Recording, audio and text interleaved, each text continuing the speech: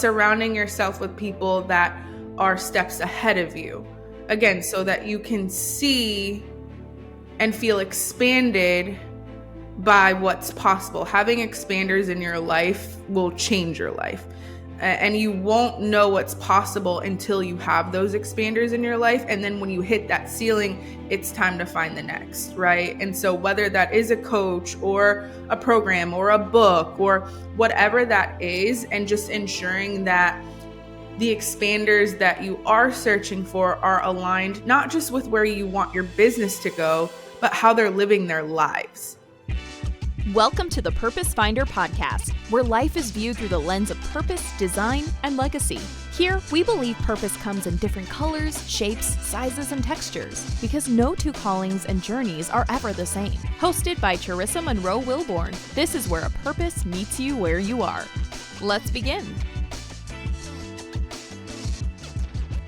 Ladies and gentlemen, we are back for another super fantastic episode of the Purpose Finder podcast, where our mission is quite simple: to inspire you to find and uncover your life's purpose and to live a life overflowing with three things: meaning, fulfillment, and significance. Why? Because these things, we are all craving belonging. No one wants to feel unfulfilled, and we are all searching, asking that one big question: why in the world am I here?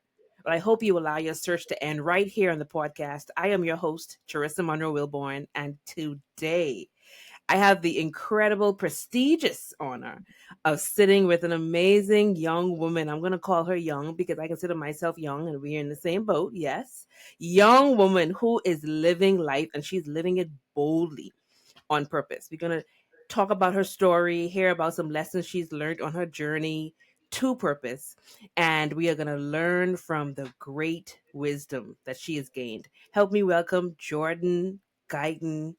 Jourdan, how are you? I'm so good, Trista. Thank you so much for having me. I'm really, really excited to be here. I hope I pronounced that last name Yeah. correctly. No, it's perfect. Awesome. So it's great to be sitting and talking with you because you are doing what I'm going to call amazing things in the space of women and the representation of what women can achieve when they truly put their mind to it, when they put their hearts to it, but also when they put in the hard work. And so I wanted you, but I also know, I may not know your story completely. So ladies and gentlemen, we're going to hear Jourdan's story at the same time. But I also know that we don't always start here. So we may be sitting at the mountaintop doing great things, but there's a journey that got us here. There are some struggles and trials and tribulations and challenges. And so we kind of want to learn from you and the lessons you've learned along the way.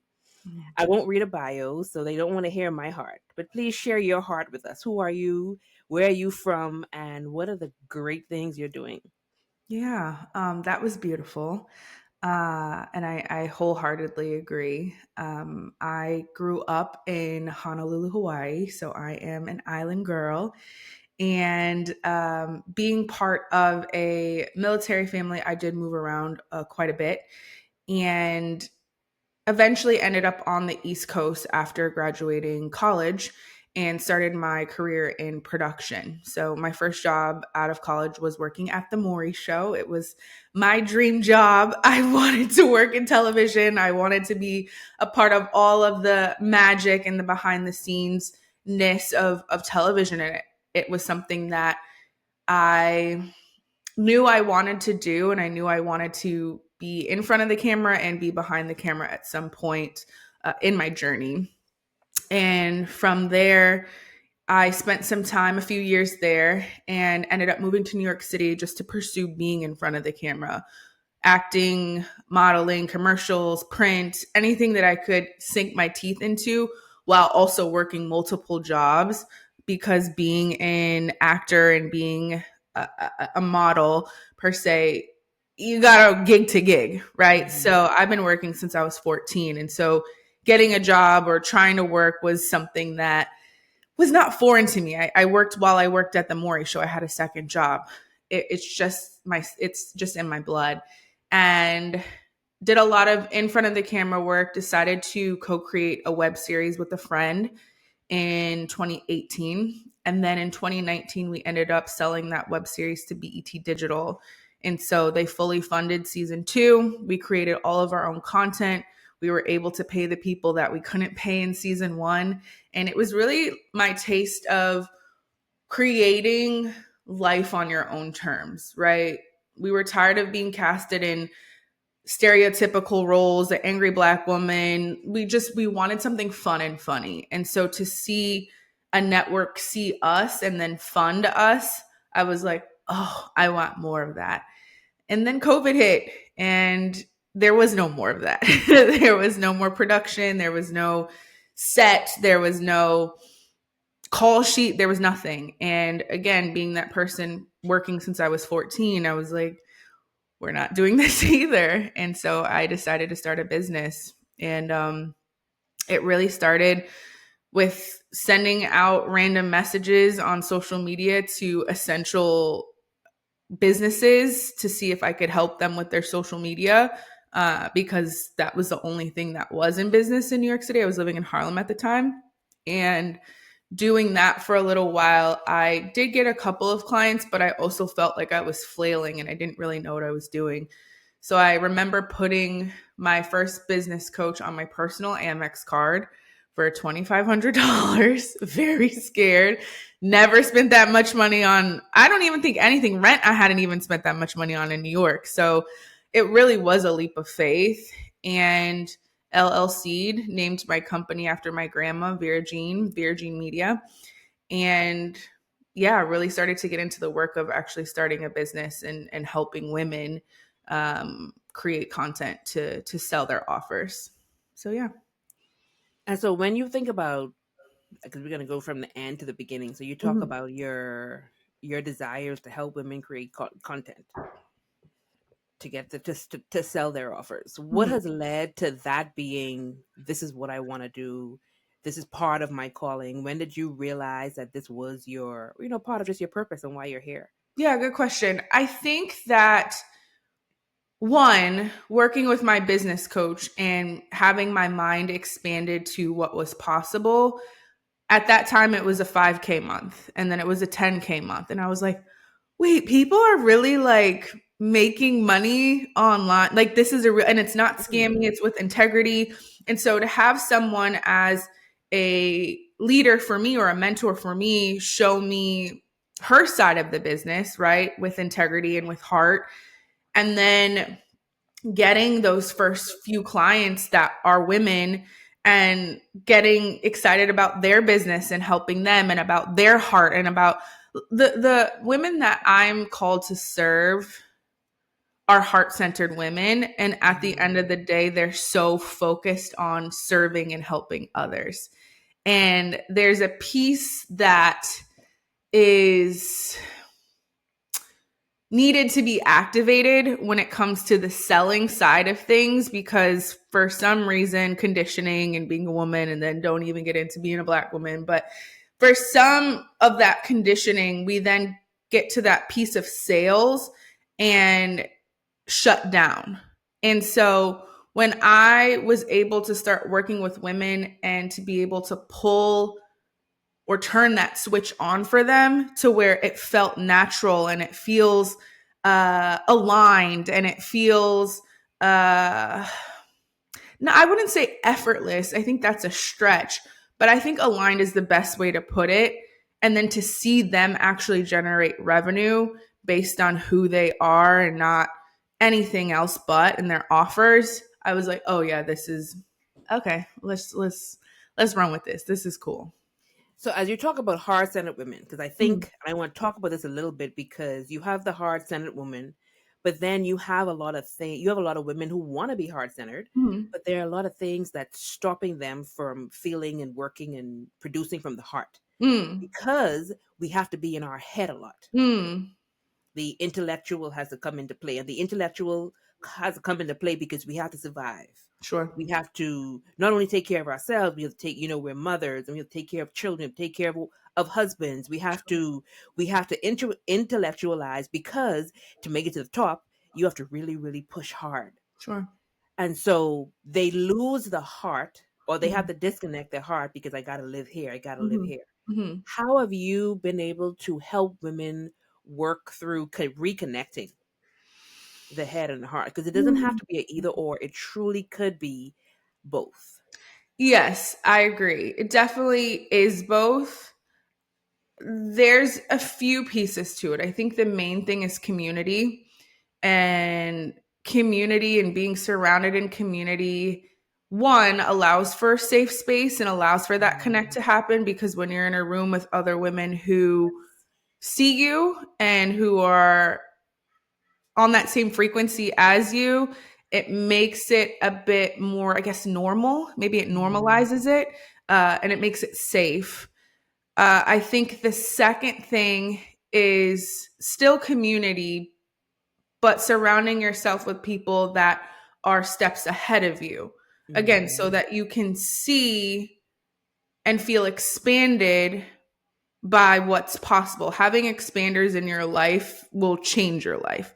And you won't know what's possible until you have those expanders in your life. And then when you hit that ceiling, it's time to find the next, right? And so, whether that is a coach or a program or a book or whatever that is, and just ensuring that the expanders that you are searching for are aligned not just with where you want your business to go, but how they're living their lives. And I think that's oftentimes, especially starting out, at least for me as an entrepreneur, when I was looking for expanders or looking for that growth, I didn't always look to how they lived their lives. And the moment that I started getting more intentional about that, yeah, then things really changed. It was another like leap in my business. absolutely. And so you think that it is truly important to not only have a thriving business or a business that's growing, but Mhm. also how are you truly living your life? Like, Absolutely. and you mentioned something earlier. The word that you used earlier was integrity, Hmm. and there are quite a businesses and quite a number of women and men who, they have what I'm going to call booming businesses, but they're not integrous at the heart, Absolutely. if you will. Hmm. And so it is very, very true that how important it is that we are, one way in front of the camera, like you and I can be this way in front of the Hmm. camera, but how are we behind closed doors? Right. I have a purpose find the podcast, but am I living that way? Am I teaching my children that way? Am my Right. husband and I having those type of conversations? Or am I just doing this for the fame and Right. for the glam and for the money? Right. Um, but integrity does truly play a part, which is why, and I love that you focused on, and you use a great word that I never used before, expanders. Hmm. And the expanders can cover coaches, it can cover Yeah. mentors, it can cover like anything that's going to help you grow and expand. I'm Hmm. going to steal that word. Take it. Um, but how important it is to have those Hmm. in your life, even when you have come to a place where you know what your calling is and you Hmm. discovered what you're supposed to be doing. Hmm. We all still need to be refined, Yeah. we still need to be expanded. And Yeah. I know for you there was some redefining that had to happen when you transitioned into the entrepreneurial space, because it does take a different mindset to Hmm. be an entrepreneur and your own employer versus working for someone else. Can you Hmm. talk us through what that challenge or struggle, if any, was when it comes to redefining success or having to even also rebuild your confidence? Yeah. I mean, I think one thing that I also didn't mention, when it comes to, connecting the head and the heart, and even just that redefining, e- I won't say you need one, but having a therapist, having godly counsel, at least for me, is also crucial in my redefining. I feel like as I create, it's not my creation. God is the CEO of my business. And so it's just really important to also have something that you believe in. And then also, I think, professional support. So coaches, like I said, I will always invest in a coach. I will continue to invest in my leveling up. But there's also some self-awareness that has to happen of, how deep do we have to go connecting the head to the heart? And is this a therapy thing? Is this a Is this a mental health help type of thing? And really making sure that you have support, because I feel like entrepreneurship is definitely a it's a journey. And like you said, there are mountaintops and there are valleys. And I don't think that it's your coach's responsibility to lead you from the valley. I think it's more of that professional support that gets you through that. Does that make sense? I just wanted Absolutely. to add that in there. No, no, no, no. I totally agree. And I'm so glad you brought in the spiritual aspect, Yeah. because that is a big part, at least as well for myself. Everybody has their own way and their own source, Mm-hmm. however. But for Mm-hmm. me, that is big. And sometimes we do have to go very, very deep. Mm-hmm. You know, Mm-hmm. we do the personal development work. Mm-hmm. You do Mm-hmm. the inner work, the Absolutely. work that people don't want to do. And I was having a conversation the other day with another friend of mine, and we were Mm-hmm. talking about how it's almost as though I can't, like, one of my coaches said to me, your business will not go beyond the level of your personal development. And I took it a step further. It almost won't go beyond my level of my spiritual development either. Absolutely. Like, how strong is my faith? Absolutely. Am I willing to make the step? Mm-hmm. And so all of these areas, especially when we are going to run into things like challenges and adversities. Mm-hmm. And as you and I were talking off stage, if you will, Mm-hmm. um, we've both experienced what I'm going to call grief and Mm-hmm. loss. Mm-hmm. I know for you, losing your mom, for myself, losing my parents, it's been 10 years. I'm not sure when it was you lost your mom. I'm going to have you talk Sure. about that. But even talk about when that now came into the picture. How did Mm-hmm. that affect your everything? Yeah. Hey, purpose seekers. If today's conversation has you thinking about your purpose, what it is, how to find it, and how to truly live it, then I have something special just for you. Introducing the Purpose Finder Formula. And you have free access to this 20-minute training designed to help you uncover your purpose and start living it with confidence. No fluff, no guesswork. It's clear, practical, step-by-step guide to finding meaning and gaining clarity and direction. Your purpose is calling. Are you ready? Head over to www.charissamunro.com/purpose finder formula. Enter your info and I'll send it straight to your inbox. Imagine waking up every day knowing your life has meaning, impact, and joy. That's what awaits you. So don't wait. Grab your free training today. Let's get back to the episode. Yeah. So I started my business in July 2020, and then I lost my mom unexpectedly in February 2021. So it wasn't long after, 7, 8 months. And I, at the time, had my VA and in me. That was it. I was one-to-one coaching. And I believe at that time, I also was running my group coaching program. So it was crazy. It was a lot. It's still very unexplainable to this day. Um, Oh, well. but I also, like I said, I named the business after my grandma, so my maternal side, my mom's mom. And I think that what was most telling for me business wise in that season was how powerful the community I built was during that time. Meaning, Mm. I built a space that, yes, was there when I posted content and opened doors and wanted to be coached and wanted to sign up and be on one-on-one calls. Yes, I built that.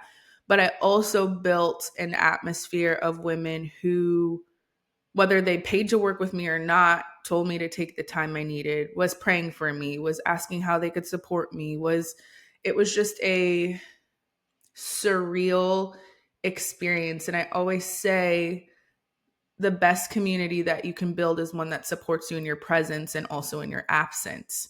That is the testament of what you're building for your business. When you step away, are your people still there? Right. Mm. And I think that that was that moment where I was like, I'm going to go back to it. Like I'm going to take the time that I need. And I started this for a reason. And I remember coming back. I think I came back in February, March, April. I think our first or second CCA group coaching call was the day before Mother's Day or something like that, a few days before Mother's Day. And so I was like, oh, How was Jesus. that? Ugh. But as I logged off, I think there were 2 or 3 of my students who also had lost their mom. Mm. And it was just like, okay, God, I see you. Like, all right, just Mhm. stay in it, like keep going. They see that you're going. So it's those God winks, it's those moments of when things aren't peachy keen, when you're not hitting your 10K, 20, 30, 40. Well, I don't, oh yeah, I've hit 40K sales months. When you're not hitting those, can you still trust? And I remember doing an IG live too, not too long after my mom passed. And I was so emotional. I was not expecting to get emotional, but someone had mentioned like, how are you doing or something like that. And I remember saying on my live, even when I don't see it, I know God is working. And Mm. I couldn't fully, I think about it right now, I didn't really fully believe that, but I had to declare it in order to get through what I was going through. And I remember saying that and I was just a mess, just crying, crying, crying, because sometimes it's it's that faith. It's like believing it before it happens. And that's, I think, what a lot of entrepreneurship is too. Absolutely. And this is why I said, like, our business can only be as strong as Mhm. our spiritual development, personal development. Doesn't Mhm. mean that we're going to always have it together. It doesn't mean that No. when things happen, like tragedy and loss like this, that we're going to be perfect and Right. great at getting over it. Man, it's been Right. 10 years for me. And I lost both parents tragically, suddenly. Um, and it's only because of the people that are here, that are listening to the sound of my voice, that are watching myself and you here, Jourdan. It's because of them. Like, it's Yeah. that community that I'm like, okay, this is what I do it for. This is why I Mhm. wake up every Monday morning. This is Mhm. why I have to be strong. And when I'm Mhm. not strong, it's okay Mhm. to, like you say, be a complete mess, in Yeah. front of the camera Mhm. versus saying, I don't want to do it until I Mhm. cannot be a mess.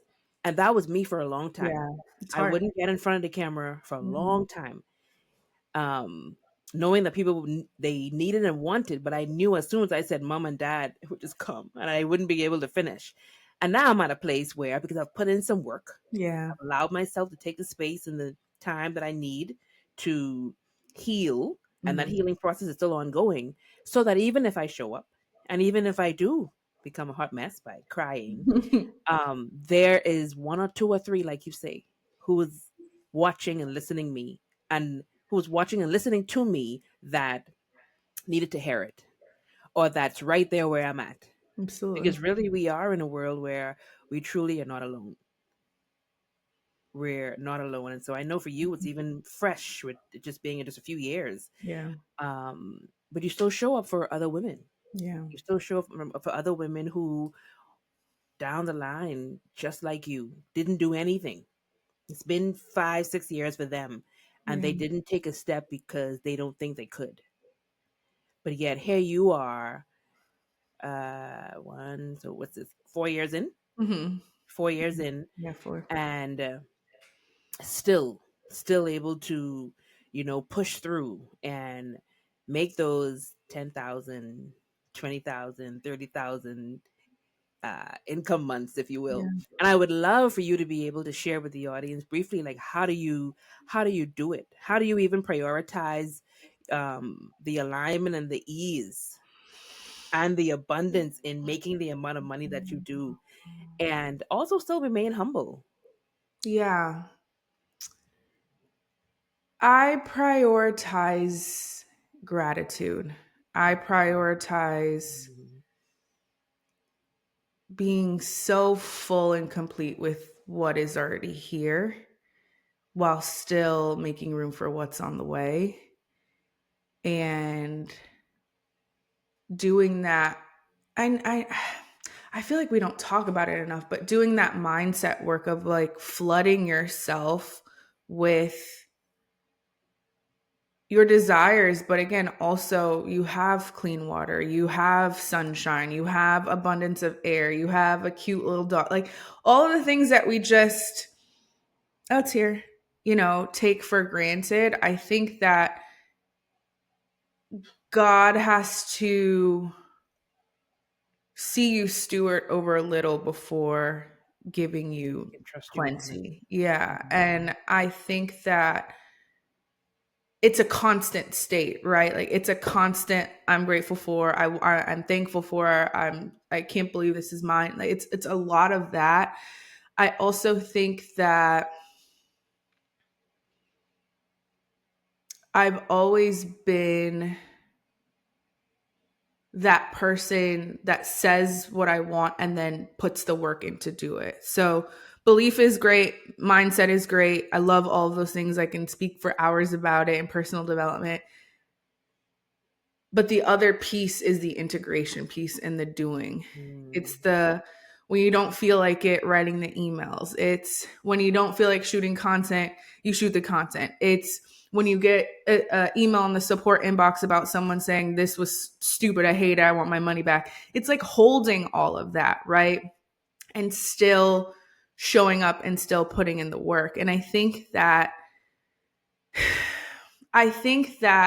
with the social media culture that we have right now, it's very easy to think that this is easy. And compared to like, I don't know, like mining gold, yes, it is because you're working from home. I get it. But it's not passive. It's not, I want that to land for somebody. Like, yes, starting a business is freedom and it's great and you can make a lot of money, but there is work to it and there is ease to it, right? But I think there has to be a level of grind, and some people might feel some type of way that I said that, but some sort of grind, not burnout, not death, not kill yourself, but discomfort to get to certain thresholds, and you have to be willing to do that. So even with that discomfort and the Mm-hmm. work that's required, Mm-hmm. what does showing up courageously in Mm-hmm. business look like? Mm, While still being all those things, how do I still do it courageously and confidently, especially as an entrepreneur? I think it's putting in the reps. I think that's how you get courageous. I think you have to start and you have to do it over and over and over and over and over and over until that muscle of confidence continues to build and that courage continues to build, and asking for help when you need it. And, I think we also shy away from, as you start to grow in business, shy away from doing the things that you're good at and hiring it out to someone versus figuring out, what isn't your strong suit and allowing somebody to cover that, allowing you to stay in. Maybe it's not something that you love doing, but it's something that is good for the business and something that moves the needle for the business, to continue to allow it to grow. I think that's another thing that we don't talk about enough, that during, I would say 2021, 22, there was all this hire. And it was just like, but wait, what are we going to do in our businesses if we're hiring all these people? Why did we start the business? Where was the heart? Why are we doing this? And then you get to a point where you overhired and you're like, oh, nothing sounds like me. It doesn't feel like me. And da. So also, like, you get courageous by staying in the work and becoming a master of your craft. I think that's so important. So we talk about courage, but we don't want to also, or we don't want to missell that courage doesn't mean that failure won't come in. Oh no. So for you, you can give just one example of like, what does failure look like for you? And then how do you show up in the face of failure courageously? When I launched my group coaching program, I was booked out with 15 one-on-ones. So I was to the max. And so I hired a different coach to help me with, she's specifically focused on group coaching programs. And so I launched my group coach CCA, the Courageous Content Academy. So excited to launch, went live 3 times a week for 3 weeks. I followed her whole strategy, all of that. So excited. And had discovery calls or whatever you want to call them calls with probably 12 or 15 women. So I was like, okay, we about to do something, this little group coaching thing. And the day before doors closed, we had 0 students. And the day doors closed, I had 1 student join CCA, just 1. And this is a group coaching program. And I remember being so exhausted, first of all, because when you launch something, you're just like, you're like see-through, like you're just done. Like it's a lot of work.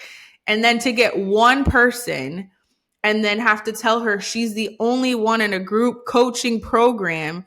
And we get on the Zoom and my heart's palpitating. I hear the ding, ding, ding. And she's in the Zoom room. And I'm like, oh my God, I have to tell this woman. It's just, we're not a group. And so she comes on and I'm like, hey. And she's like, oh man, I'm so excited for you. I'm like, I'm glad you are. And I was like, I have to tell you, I'm so excited to start this journey with you. But I do also want to let you know that you're the only student that joined this cohort. And I held my breath and she was like, that means I get you all to myself. And I was like, oh, thank you, Jesus. Thank you, Lord. Oh my gosh. I was so scared. But then I was so focused on getting that woman she had 83 followers when she came in, 16,000 when she left, multiple streams of income, got comfortable in front of the camera, never been live, went live. Like I was just so focused on giving everything I had to the one person that said yes. Yeah. Yes. And the next time I think I had 8 and then it went to 15. Then we had 23 and then we had 29. So I just stayed in it. And the second time I didn't have 8. I had 1 and then I was going to refund her. And then I said, let me keep the doors open longer. And then we got up to 8.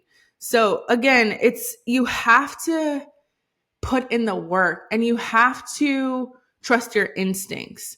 Because everyone's making this all up. Nobody knows what they're doing. And I'm sure someone's heard that before. Entrepreneurship, we're just like, let's try this and then let's try this. And then this doesn't work. And then we're going to try this. It's the heart that you have to stay in it and not give up. It's the only way you're going to make it. This failure that you're talking about was all in your head. Absolutely. Because then now, here you are. It's been maybe how many years later? 4 years. Yeah. 4 years later. Please talk about CCA because I'm a part of CCA. Mm-hmm. I may not be your number 1 student. Hello. But I've personally learned so much from you. And so please share with the women, especially that are listening, what CCA is about, how it can help them, and then how they can join. Yeah. So it's a monthly membership for women entrepreneurs. Majority of them have a service-based business, meaning they're coaches, consultants, service providers. And it is a membership where I host monthly learning labs. They're live learning labs to allow you to create content or assets to help sell your offers. I'm really passionate about helping women sell on social without overthinking it, without feeling like it's spammy or, again, misaligned.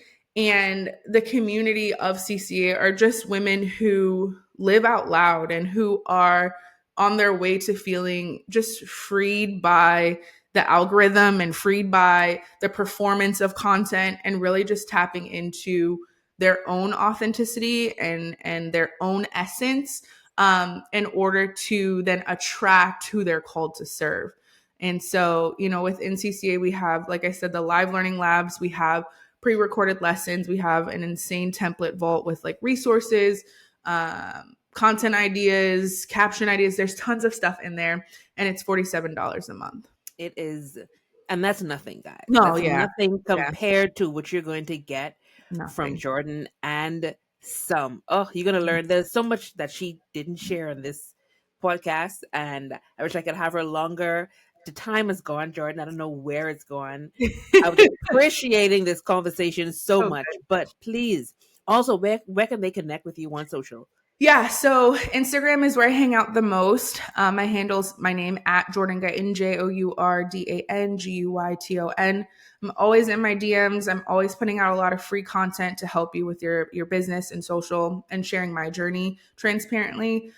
So feel free to connect with me. Let me know that you heard me on the Purpose Finder podcast. I would love to connect with that community for sure. Yes, Jordan, thank you so much for being here. Thank you for just sharing your story, for being so transparent and open. And I appreciate you for all the women that you are servicing and all of those who are going to hook up your caboose to Jordan's train because you don't want to miss. Yeah. Imagine being able to do selling or just do what you love to do in life, your purpose. Imagine doing it so effortlessly Yeah. and not overwhelming. Like Jordan truly teaches you how to do that. But we're so glad that she stopped here for just a few minutes just to share her story so that we can learn from the lessons that she has learned on her journey to living her true life's calling. Jordan, I also love to end on my favorite note, which is Mm. food. I'm a huge foodie. Mm. Love Okay. food. I love it. Love good Yes. food. I love great food. I know you're over there in like California somewhere, I think. Yes. Hmm. I'm in Chicago when it comes to Oh, food. you have the best food. Yes. What is your favorite dish and favorite restaurant? Oh gosh, that's a really hard question. My favorite dish and favorite restaurant.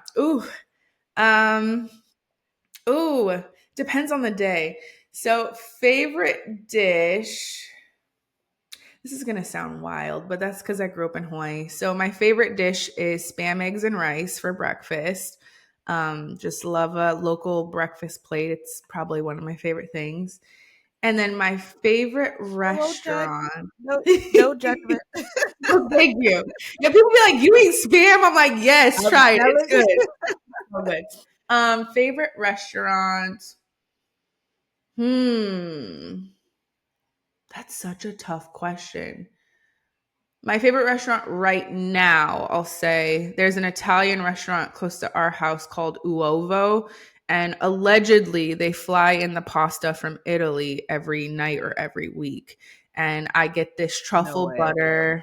truffle butter tagliatelle with mushrooms on the side, and I could eat that like every second. Really? Yeah, it's so good. Okay. It's so I'm gonna have to good. check them out. It's funny. I won't throw any shade with the spam. I was born and raised in the Bahamas, and so that Mm, was kind of something I grew up on as yeah, well. And yeah, then we got to a certain age in our adulthood when we learned yeah. that spam wasn't really the most Correct. healthiest. Correct. Um, and What then I is go it? back to Hawaii with my husband before we Mhm, got married, mhm. and spam is a delicacy. Delicacy. I'm like, Mhm, wait, mhm. what? At 7-Eleven. Um, Mhm, so I tried it again for the first time in a long time, and I mhm, was like, mhm. huh, okay, childhood, come back. I love it. I had some this past weekend. I had spam, eggs, Enjoy and it, rice. child. Thank It you was so good. much for sharing that. Thank Ladies and you. gentlemen, we've had a great time here on the Purpose Finder podcast. I hope you can take one thing that you learned today and apply it to your life, especially whatever it takes to reconnect your head back to your heart and live a life fully on purpose. Mhm. Again, I'm your host, Charissa Monroe Wilborn, and until next time, see you soon. That brings us to the end of today's episode of the Purpose Finder podcast. If this conversation resonated with you and added value, take a moment to like, share, and leave a comment. We would love to hear what inspired you. Be sure to subscribe so you don't miss what's coming next.